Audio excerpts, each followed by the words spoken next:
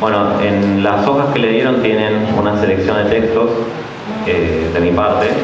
No vamos a leer todo, obviamente, pero bueno, quizás algún texto que lea está ahí. ¿Se me escucha bien, no?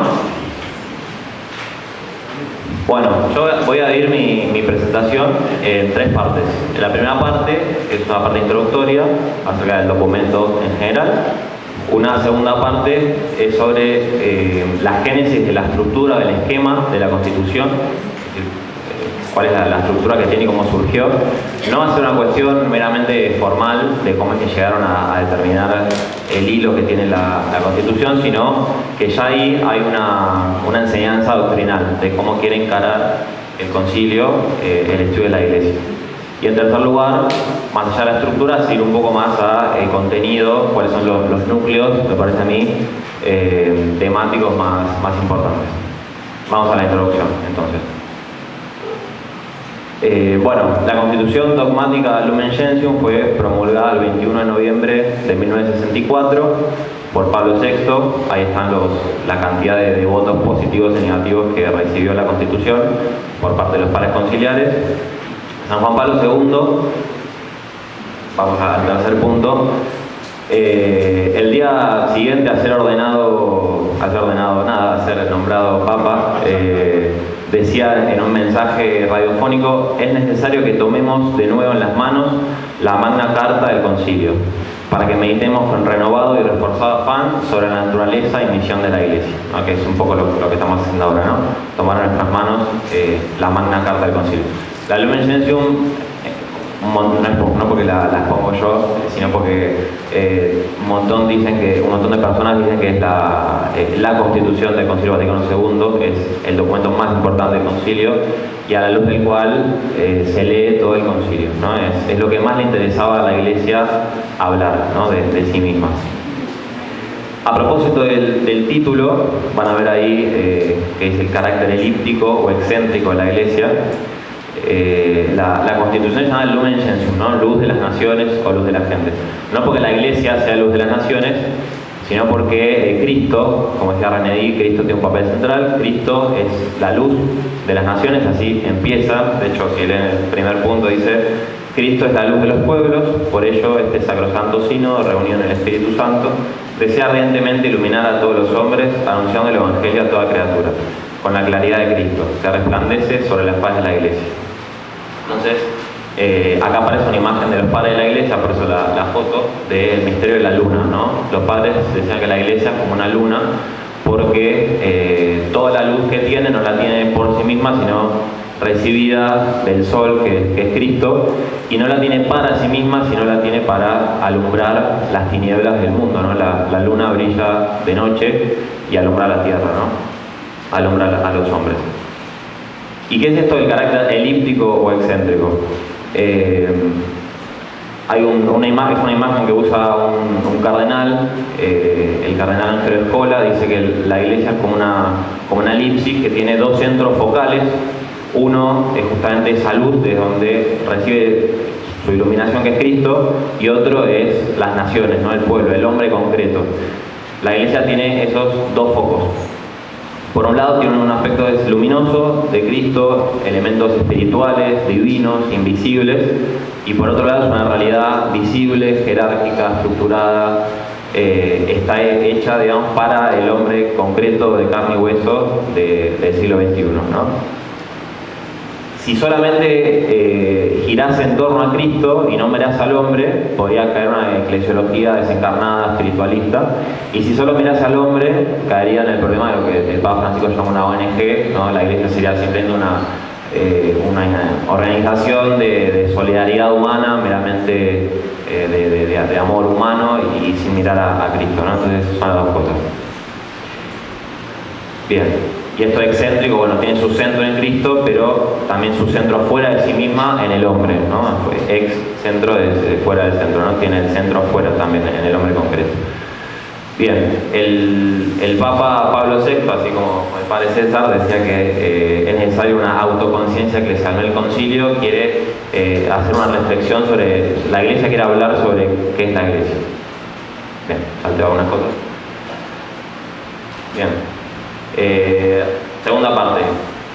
importante ver cómo se fue gestando la propuesta de esquemas para la Constitución. Es decir, el texto que a nosotros nos llega ahora en limpio, no se imaginan por cuántas cosas tiene que pasar para que nos llegue así. Y hubo un primer esquema de un representante por un jesuita, en realidad es un conjunto de personas, ¿no?, de cardenales. Es un primer esquema de 11 capítulos que fue de entrada rechazado porque caía en lo que René decía de una eclesiología demasiado como se venía haciendo antes, que ponía su énfasis sobre todo en aspectos jurídicos. Por ejemplo, la eclesiología antes del concilio insistía sobre todo en la infalibilidad del Papa, el primado del Papa, la jerarquía de los obispos, el territorio jerárquico que ocupaba cada obispo. Es decir, cuestiones que hacen a la visibilidad externa de la Iglesia y no que hacen a su misterio teológico interno, ¿no? Entonces, bueno, este primer esquema se rechazó. Un segundo esquema que propuso Gerard Phillips, que es como el gran autor detrás de la Constitución, aunque es toda la Iglesia, ¿no? Es un esquema de 4 capítulos, es decir, de 11 pasa a 4, que son un primer capítulo sobre el misterio de la Iglesia, después la jerarquía de la Iglesia, en especial el episcopado, los obispos, en tercer lugar el pueblo de Dios, en especial hincapié en los laicos, y en cuarto lugar la vocación a la santidad, en particular religiosos, ¿no? Misterios, jerarquía obispos, pueblo de Dios, laicos, vocación a la santidad, religiosos. Este esquema gustó un poco más y hubo una propuesta de desdoblar unos capítulos, y esto es muy importante porque el tercer capítulo, que es sobre el pueblo de Dios, algunos propusieron desdoblarlo y hacer un tratamiento primero del pueblo de Dios en general y ponerlo antes de la jerarquía, ¿no? Entonces, antes del concilio es como que estaba el episcopado y el pueblo de Dios, ¿no? El pueblo de Dios son los fieles. Bueno, el concilio quiere hacer hincapié en que la jerarquía de la Iglesia forma parte del pueblo de Dios en el que estamos todos, ¿no?, incluyendo los laicos. Entonces, esto que es una cuestión, uno puede decir, formal, ya dice, digamos, el punto de vista que quiere adquirir el concilio en torno a la conciencia que tiene de sus miembros, ¿no?, de cómo los laicos también tienen una dignidad de hijos de Dios, igual que la jerarquía. Y una segunda parte sobre los laicos.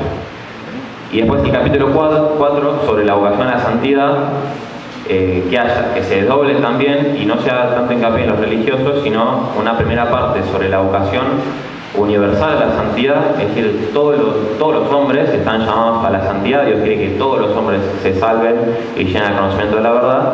Y sí, un segundo aspecto más en particular de el consagrado, la persona que hace se vincula por un voto o por una promesa a vivir más expresamente según los consejos evangélicos, ¿no?, castidad, pobreza y obediencia. Después se agrega de tradición oriental la dimensión escatológica y peregrinante de la Iglesia. Esto sobre todo insiste Juan 23, y se incorpora. Algunos padres del concilio decían que tenía que haber una constitución especial de la Virgen María, que tenía que ser un tema aparte que se trate por la importancia, etc.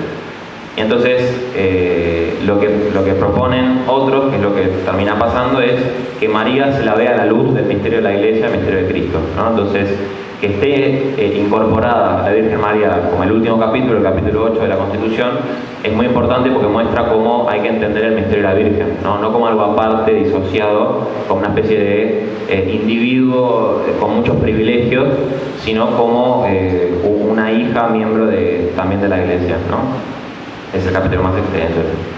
Bien, entonces así queda un poco la estructura de toda la Lumen Gentium. El misterio de la Iglesia, que es el primer capítulo, el pueblo de Dios, que está constituido por la jerarquía, especialmente el episcopado, que es el sacerdocio supremo, del que participan también el presbiterado y el diaconado, los laicos y los religiosos. Antes de tratar de los religiosos, se habla de la vocación universal a la santidad en la Iglesia. Y en el capítulo 7, la índole escatológica de la Iglesia peregrinante y su unión con la Iglesia celestial. Y en el último capítulo, la entrada de Virgen María, Madre de Dios, el misterio de Cristo y la Iglesia. Fíjense que por cómo puse el esquema, Los tres capítulos que parecen como resaltar más son el primero, el misterio de la Iglesia, el segundo, el pueblo de Dios, y el séptimo, la índole escatológica de la Iglesia y su unión con la Iglesia celestial. Es importante esto porque lo voy a decir ahora. Entonces, más allá del esquema que ya nos dice cómo el concilio quiere hacer énfasis en la noción de pueblo de Dios, en el papel del laico, en la vocación universal a la santidad, en el mundo actual, etc. Los núcleos centrales que podemos sacar de la eclesiología del Vaticano II, que repito, tiñen como toda la doctrina del concilio, es como estas tres palabras, ¿no? Misterio, pueblo y sacramento o Eucaristía. Esto, si volvemos para atrás, hay una interpretación del mismo Phillips respecto a este esquema en binomios, ¿no? Interpretar los primeros dos capítulos juntos, misterio de Dios, misterio de la Iglesia y pueblo de Dios, que sería como hablar de la naturaleza de la Iglesia, primero como más en general, el misterio de la Iglesia, en el plan de la salvación, la historia de la salvación en general, y el pueblo de Dios más en su realización histórica desde Pentecostés hasta la parucía. Después, capítulo 3 y 4, la jerarquía, episcopado, presbíteros, diáconos y los laicos. Capítulos 5 y 6, la vocación universal a la santidad y un caso particular de esa vocación, los religiosos. Y leer en conjunto capítulos 7 y 8, es decir, la índole escatológica de la Iglesia, que la Iglesia tiende hacia su plenitud en el cielo, está peregrinando hacia esa meta y está unida ya con la Iglesia celestial, y como un caso particular de una persona santa que ya refleja el misterio de la Iglesia a modo pleno, María como modelo y tipo de la Iglesia, el capítulo 8. Esa es una interpretación. Hay otra que es la que vamos a ver ahora, que es entender a todo el esquema y toda la riqueza que nos quiere decir sobre la Iglesia, la Constitución, a la luz de la noción de misterion o misterio, que es como empieza la encíclica, ¿no? La Constitución. Entonces, ahí cobran importancia esos tres capítulos que les decía. Porque, bueno, en la primera parte, bueno, después lo pueden ver más en los textos, no lo vamos a hacer ahora, pero cuando se habla del misterio de la Iglesia, se hunde, digamos, las raíces de la eclesiología en el misterio de Dios Trinidad. Entonces, la Iglesia es una realidad que nace del Padre, el Hijo y el Espíritu Santo. Es decir, el Padre la piensa de toda la eternidad y quiere convocar un pueblo. El Padre, digamos, se revela en la historia en su plenitud en Jesucristo. Después Jesucristo envía al Espíritu Santo y nace probablemente la Iglesia. Entonces, el misterio es una palabra, no significa absurdo. Lo misterioso no es que es algo absurdo que no se puede saber, sino que es algo que hay tanto por saber que se nos escapa, está más allá de nuestra razón. Y entonces, bueno, nosotros solamente podemos conocer en parte, digamos, lo que es el misterio. Entonces, todo el misterio de Dios, que está condensado en la Trinidad, se manifiesta en la historia, se revela. De eso habla también la Dei Verbum, ¿no? La revelación de Dios en la historia, con su plenitud en Jesucristo. Entonces, la Trinidad se manifiesta en el pueblo de Dios, en la Iglesia. Entonces, el capítulo 1, el misterio de Dios, el misterio se manifiesta en el pueblo, que es el capítulo 2. Y la Iglesia entonces es, algunos llaman un sacramento de la Trinidad, un ícono de la Trinidad. Es decir, todo el misterio de la Iglesia se entiende a la luz del misterio de la Trinidad. Y ese misterio que nosotros recibimos, que está en la Trinidad, está llamado a compartirse al mundo y a ser, digamos, llevado a plenitud, volviendo a la Trinidad en la vida futura, ¿no? Entonces, es un esquema, acá hay algunas palabras medio extrañas, esquema protológico, ¿no?, de salida, y un esquema escatológico de retorno. ¿Por qué esquema protológico u occidental? Vieron que la tradición occidental insiste más en que la verdad o lo realmente real está primero, ¿no? Proto es primero, está antes o incluso arriba, ¿no? Piensen en Platón, por ejemplo. En el mundo de las ideas es lo más real y eso se manifiesta en el mundo sensible de las cosas. Entonces, toda la realidad participa o es manifestación de los ejemplares que están antes y arriba y son lo más real que existe. Entonces, la Iglesia, en esta realidad, digamos, interpretada protológicamente, sería: la Iglesia manifiesta todo el misterio de Dios. Dios se revela en el pueblo de Dios, se hace presente en la Iglesia. y la Iglesia manifiesta a la Trinidad y a Cristo. Pero también hay que tener en cuenta el aspecto escatológico, ¿no? Que es más de tradición oriental. Los orientales piensan que la verdad más que antes está en el futuro, el escaton es lo último. Entonces no es tanto que se manifiesta la verdad ahora, sino que el ahora ya participa y se anticipa de lo que va a ser plenamente después. Entonces lo que es la Iglesia ahora es santa, pero tiene pecado, entonces va a llegar a su consumación en la vida futura en el cielo. Y como eso sería el capítulo 7. Y como caso particular de una persona que llegó a esa plenitud y que es madre virgen santa sería María. Bien, digo una cosita más, que algunas cosas las voy a saltear. El sínodo del 85, que fue 20 años después de la celebración del Vaticano II, en un documento insiste en la coinonía, ¿no? En la comunión, en que es un concepto clave para entender toda la eclesiología del Vaticano II. Entonces el mismo Ratzinger hablaba de una eclesiología de comunión, y la comunión es la Eucaristía en última instancia. Entonces, así como hay una comunión entre las personas divinas, eso se manifiesta en una comunión entre los hombres, con Dios y entre los hombres, y esa comunión va a ser plena en la vida futura, ¿no? La comunión de la Trinidad, el misterio de la Trinidad, el misterio de la Iglesia, la comunión del pueblo de Dios entre sí, y la comunión escatológica. Esas tres partes. Bien. Este es un poco, bueno, el esquema de la Trinidad, del misterio de la Trinidad. Nace la Iglesia de Trinitate, se manifiesta, se revela, se despliega, digamos, en el mundo, en la historia y en la persona de Jesucristo, que es la plenitud de la revelación, es la revelación del Padre. Cristo que manifiesta a su vez a los cristianos, a los hombres, a las personas que convoca, que agrupa, que llama, y esas personas, que son su pueblo, tanto los obispos, los laicos, los religiosos, están todos llamados a la santidad, y son imagen de la Trinidad, son reflejo de esa comunión de personas unidas a Dios y entre sí, y esa comunión de personas está llamada a tender de vuelta hacia la Trinidad en la gloria futura, y tienen a la Virgen María como prototipo. Acá, Santo Tomás, cuando habla de la Eucaristía, que de alguna manera, cuando decía René Díez, es el centro y el culmen de la vida cristiana, y el Lumen Gentium repite esa frase, dice que la Eucaristía tiene varios nombres según que mire al pasado, al presente o al futuro. Si mira al pasado, es conmemoración de la pasión de Jesús, entonces se llama sacrificio. Si mira al presente, es signo de la unidad eclesial. Para Santo Tomás, en la Eucaristía hay dos significados, o hay dos cosas presentes bajo los signos sacramentales. Una que es el mismo Cristo, ¿no? A diferencia de los otros sacramentos que no tienen al mismo Cristo en persona, sino en su operación en todo caso.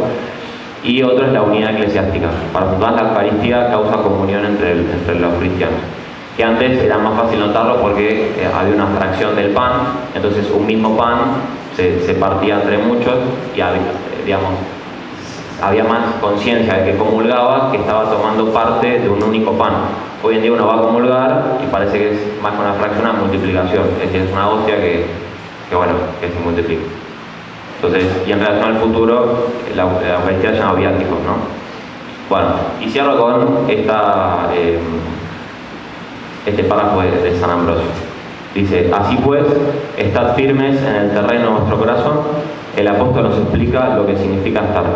Moisés lo escribió: el lugar en el que estás es tierra santa. Nadie está sino es quien está firme en la fe.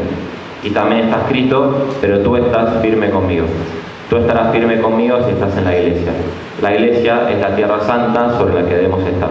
Por tanto, estás firme, estás en la iglesia. Estás firme donde quiero aparecerme a ti, allí estaré junto a ti. Donde está la iglesia, allí es el lugar firme de tu corazón. Sobre la iglesia se apoyan los cimientos de tu alma. En efecto, en la iglesia yo me he aparecido a ti, como lo hice en otro tiempo en la zarza ardiente. La zarza eres tú, yo soy el fuego. Fuego en la zarza, yo soy en tu carne. Fuego yo soy para iluminarte, para quemar las espinas de tus pecados, para darte el favor de mi gracia. Amén.